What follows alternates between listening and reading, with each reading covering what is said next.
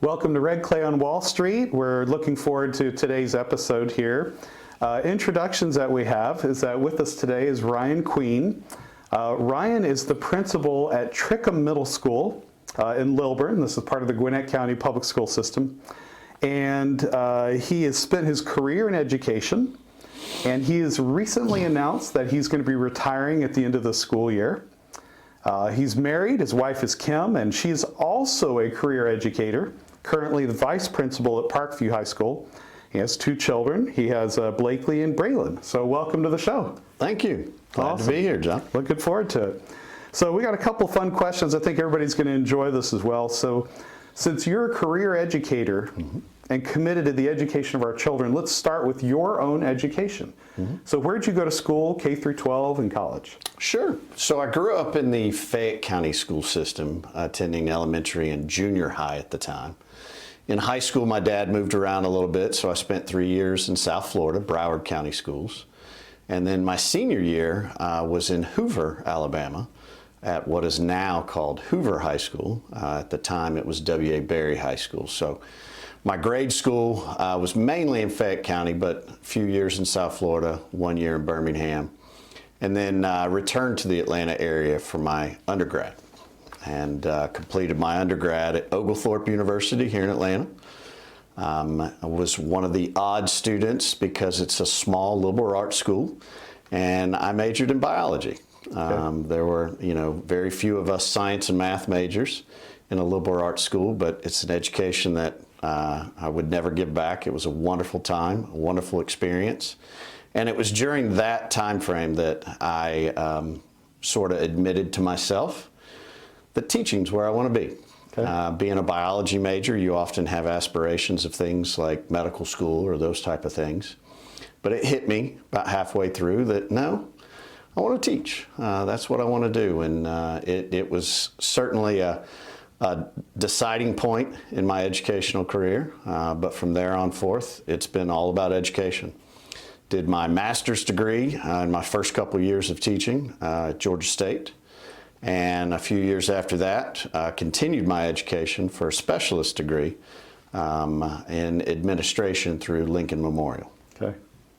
Wow, that's quite a... Now, when did you know, how old were you when you first started thinking about a career in education? It would have been my sophomore year at Oglethorpe. It would have been my second year is really when it happened. I had done a number of things through my fraternity and through my organization, and just really reflecting on interactions and various things. I just love the idea of sharing knowledge and working with folks towards learning, and just, it gave me joy. Yeah. Did you have a specific teacher that kind of impacted you? Oh, absolutely. I think everybody in education has had that one or two teacher growing up. For me, it was my high school biology teacher, Mr. Anthony Arrico, ninth grade biology teacher at Piper High School in Broward County, Florida. Just was one of those teachers I always go back to. One of my greatest days was when I had been teaching for a number of years and was able to reconnect with him and let him know that he was ultimately that inspiration for my career decisions. That's awesome. So now tell me a little bit about the student body at Trickham Middle School or the Gwinnett County school system in general. Absolutely. So Gwinnett County Public Schools is the 11th largest school district in the nation. We are definitely a large urban school district with a history of great success. We are extremely diverse as a school system, even more diverse than the county itself. So the school system is more diverse than the county itself with its student population. And Trickham Middle School is actually one of the most diverse middle schools, or one of the most diverse schools in the school district, and was also recognized recently at the state level as the most diverse middle school in the state of Georgia. Wow. So when we talk about, one of the big words we talk about at Trickham is the word all. Public education is for all students. We don't get to pick and choose the students that come through our building. We are there to serve each and every child that comes through those front doors. And so the word all at Trickham Middle School is truly reflective of kind of the American way and the American population being a melting pot. We do represent all, and I'm not just talking demographics, socioeconomics, as well as education areas. So we have a very large population of students that have been identified as gifted students. We have a very large population of students that receive English language services. And we have a large special ed population. In general, we are a large school, but on top of that, we are an extremely diverse school. Okay. So each and every population, however you want to slice the population, it is a large number of individual students that we're addressing. That's good. What does the day in the life of a principal at Trickham Middle School look like? I'd say the day in life of a principal in any school is very responsive. Oftentimes your day is dictated by what's going on and who's coming to you and what issues arise in the day.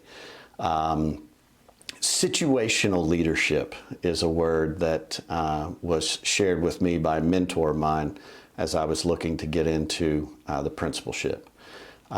Principals have to be extremely adept at situational leadership because oftentimes you're presented with things that are not necessarily planned, but you end up in that situation, and to be able to deal with that situation is very important in the role of principal.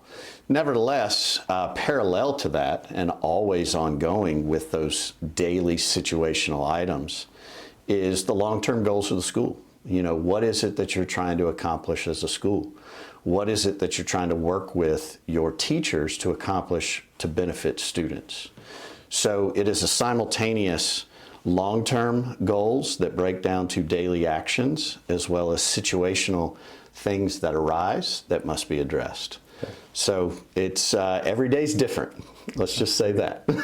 So before we started today, we were chatting a little bit about Jeff Rancour, and that gave me an idea to what this question is here. As an educator, you're dedicated to the lives of the students. I mean, Absolutely. You've decided you're giving your time, your years of service to the lives of the students you're serving. Tell me what it's like for you when you see someone succeed in whatever it is they're doing, either at your school or later in life. Sure. So as an educator, you are obviously one of the most impactful individuals for individual student success. So as a teacher in the classroom, you have great impact on the individual students of which you directly work with. I realized throughout my career that the further you get away from the classroom, the more indirect your impact is.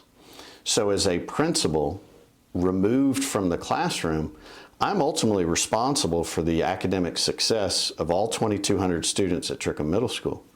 But I also recognize that I don't teach a single one of them. So my impact on their educational success is very indirect.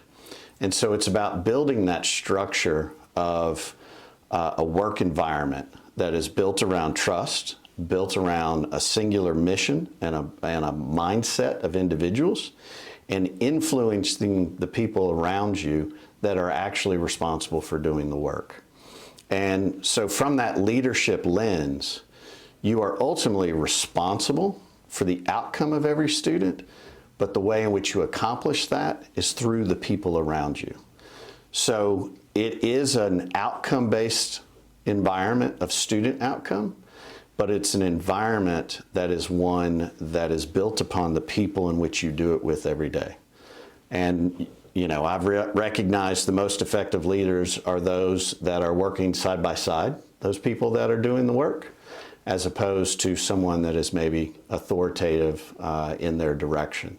So it is very much a team approach, and all of our end goals is student success, individual student success. And of course, all that individual success results in collective success of the community, collective success of the school, but much of it is dependent upon those collective individual successes of the 140 teachers we have in our building. Okay. So now one that I'm really interested in here, and I imagine a lot of people are too, not only are you married to an educator, Kim, not only are you married to someone else who's also now a vice principal, but she is at the high school that your middle school feeds. So Trickham Middle School feeds to Parkview High School, where Kim is the vice principal. How the heck did that wind up happening? You know, things aren't necessarily planned. The irony of my career is that I've come full circle. I started as a teacher at Parkview High School. I'm ending my career as principal of the middle school. I often meet parents at parent night that inform me that they were my student all so many years ago, and they now have kids coming through the school system. So what I'll say about the Parkview community and the Parkview cluster is it's generational. It is one of those clusters that's been around since the mid-'70s. So one, we're old, right, as a cluster. But it's one that's been built upon such a great tradition that folks continue to come back. So Kim is actually a product of the Parkview cluster. She's a Parkview graduate. She's a Trickham graduate, obviously long before my time there. But we met because of the Parkview community. She started her career and spent the first 20 years of her career at a neighboring cluster. But when an opportunity came to come back home for her, come back to the school in which she graduated from, she took advantage of that opportunity. So it's certainly not anything we planned, but just that sequence of events and those doors that open along a career.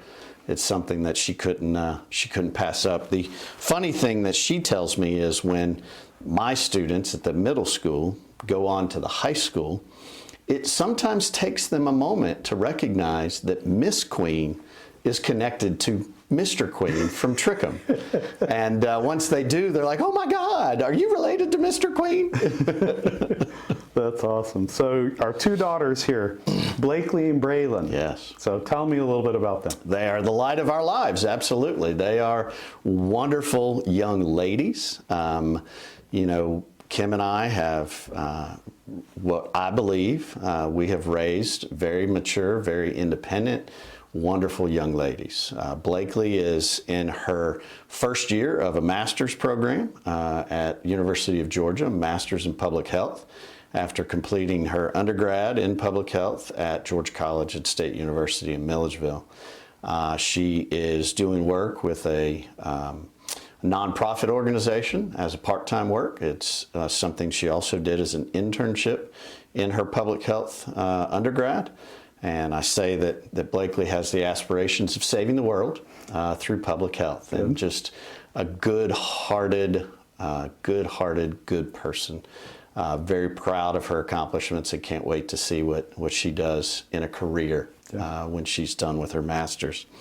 And our youngest, Braylon, is a freshman at Georgia Southern University. She is a softball player and is enjoying the life of a student athlete, a collegiate student athlete. As parents, we are traveling all over the Southeast to go and support her. We were just last night in Athens as Georgia Southern was taking on University of Georgia to see them play against each other. And it's been an awesome thing. She is thriving in her university setting, and she's thriving as a student athlete. As a parent, you know, it's just certain things you just can't be more proud of. And we certainly have great pride in our children. That's awesome. Now, do you think either of your daughters may aspire for a career in education at all? I think from time to time they have toiled with it. Blakely, I guess, in what she's doing right now may be the closest to it, because her concentration for her master's is health education and programming. So I mentioned that she wants to save the world. She wants to save the world through health education and building programs for the public to educate the public on those type of things. One of the areas that she has great interest in is that of a diabetic educator. Okay. The nonprofit that she's working with works with young students and teens with type 1 diabetes. And she has great interest in that type of educational field. Okay. Braylon, I don't know. Her major at this point is criminology and criminal justice. She has interest more in the criminal psychology type world and that area. So, I don't know if education will be a draw to them. Again, it wasn't a draw to me until, I was a couple of years into college. So I guess that's yet to be seen. That's awesome. Well, now our last question in here. What are you most looking forward to in retirement, and or what's maybe a concern you have? Sure. So, all honesty, John, when we first met, you shared with me, you started by asking questions of me and Kim and what our future goals were. And at that time, I said to you that I guess what I want is I want to be able to work 30 years. I want to be able to be retired for 30 years. And after that, it was gravy. It didn't matter after 80 years old. It was all excess, right? Yeah. And you said to me at that time, we can make that happen, especially when it comes down to the fact that both of you are in an organization and in a field that results in a pension. Because you said to me, and I've shared this with many of my colleagues, the beauty of a pension is you can never be fired from your pension. Mm-hmm. Once you get it, it is a constant income source each and every month. And when you're done, it's an income source each and every month for your beneficiary. Mm-hmm. And that peace of mind that you provided in that brief conversation is certainly something that I'm looking forward to. There's absolutely anxiety about the next level. This is all I've known. This is all I've done since I got out of college, as a young 20-something. This is what I've done. So the idea that it's coming to a close and there's something new that's coming down does create some anxiety.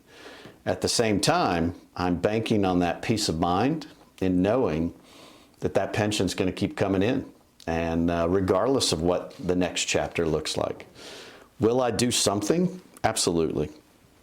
Do I know what that is? No. And I'm not worried about that. It will come. I will figure it out. I'll probably end up doing multiple things over the years just to keep myself interested and busy. But that's part of the allure of what retirement looks like, is sort of that unknown of the next step and of the next chapter. I've thrown around probably a dozen different ideas of things I'd be interested in doing. And part of the looking at it is that I can't wait to be able to try some of those things. Yeah.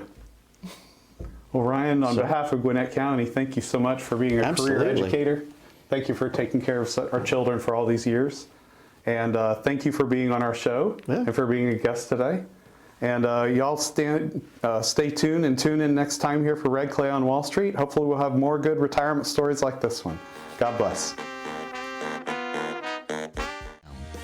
The opinions voiced in this show are for general information only and are not intended to provide specific advice or recommendations for any individual.